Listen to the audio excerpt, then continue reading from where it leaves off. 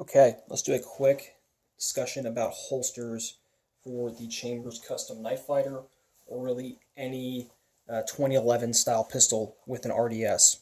So that's kind of been the big problem, is getting holsters for these guns, but really it's not that big of a deal.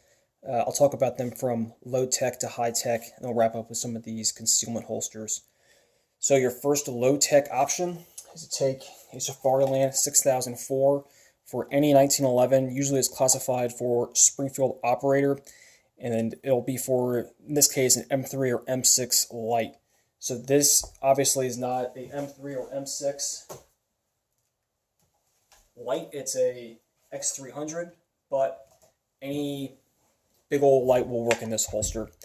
So what I had to do to make this work pretty clear was to cut this little pocket out in order to fit the RMR.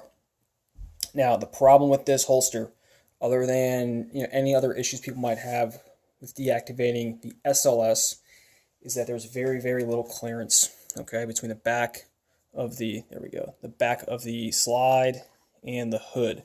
So if you hit this holster, you're pulling and pushing at the same time, you're stuck. What does that mean for this holster? You need to do it perfect every time.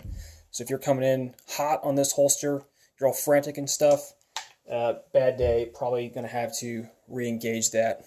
Over here, we have a holster from Veil Solutions. There's a few of these out there, custom type holsters.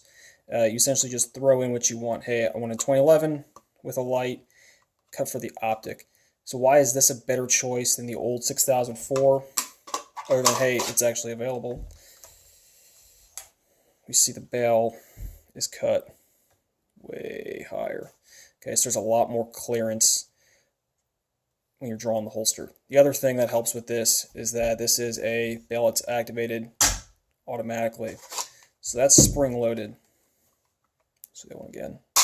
So outward depression, yep, you push down, you'll get the same effect. We'll see this holster is open. All right, so it's a simple fold over design. So if you're running around, it's sandy, windy, snowy, whatever, hey, maybe that's a consideration for you. I think the ideal holster right now, as far as duty setup, and again, that's right now, is going to be the Safariland for the M&P, because you can get them, right? Yes, there's a Safariland coming out designed for the Staccato P in both of their barrel lengths, but there's not available. I'm tracking that Blackhawk's making a holster also, but again, not available. So we get our 6390 RDS. See the code there for a M&P 9L core. That's like their optics ready model, right? With a light. I think for the light, yep, it does say X300 uniform on it. All right. And with some slight modifications, it locks up perfect. No wiggle, no jiggle, no issues. So what did I change on this holster to make it work for a 5-inch 2011, right? Ooh, 5-inch, right? So all I had to do was remove the plug. All right, so typically there's a plug here that will fit into the muzzle. Take that out. And then you apply a little bit of heat gun and you just open that up just ever so slightly.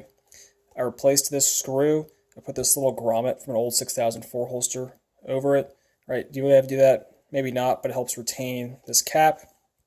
And that was all that had to happen in order to get this to work in this holster. Some other modifications I made to this holster that I think are pretty good. The OT Defense nub mod. All right, so what that's going to do is give you just a little more surface area to deactivate that ALS. And then I have the RDR gear plate that makes this a zero cant plate. So instead of the holster sitting slightly forward on your body, it is straight up and down. Way, way easier to draw and not bungle. So this is the way to go right now for holsters. I know some people don't like the Cheeto guard, right? It's supposed to protect your armor from the elements, rain, snow, whatever. It deactivates when you draw the gun. If you don't like it, it's pretty easy to just pop it off. So let's see if I can do that. There we go. Boom. All right, Cheeto guard's gone, okay? And then now it's back.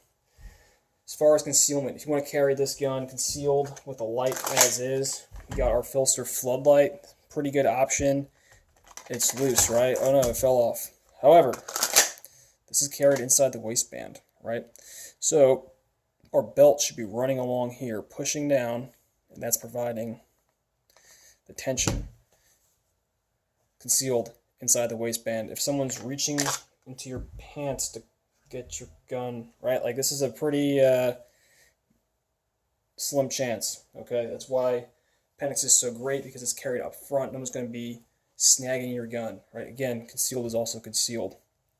If I don't want to carry it with the light, which we'll do right now, I'll take this off, right? See how easy that was? I just had to have a screwdriver. All right. Any holster for a 5-inch gun, right, with rail is going to fit. So this is from Red Hill Tactical.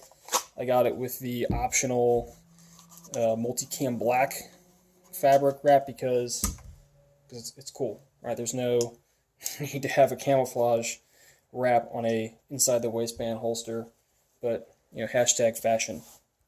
I hope this helped. There's a bunch of options out there for holsters for any 2011 with a red dot sight. You just need to either be patient in the case of Safariland, or just know where to look for the rest of these. Thanks for watching. Any questions, drop them below. I hope to get to them as soon as I can. Thanks.